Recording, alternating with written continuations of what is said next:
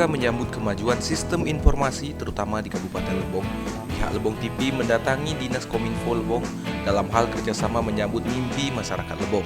Dalam hal ini kedatangan tim Lebong TV guna membicarakan mengenai pembangunan stasiun TV lokal dengan Kominfo Lebong dan apa saja langkah yang sudah pihak Lebong TV rancang dalam membangun hal tersebut. Pertemuan dilaksanakan di ruang kerja Kepala Dinas Kominfo Lebong, Selasa 8 Juni 2021. Tidak hanya dengan pihak Kominfo dan pihak Lebong TV, Inspektur-Inspektorat juga hadir dalam hal tersebut.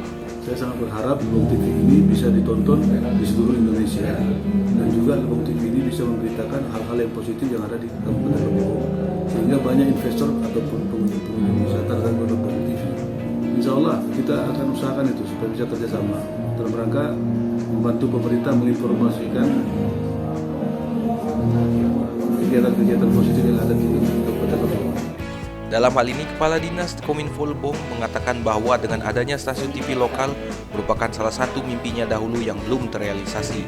Dan insya Allah di kesempatan ini dia berharap bisa terrealisasi. Dari Tubei, Tim Liputan Lebong TV melaporkan.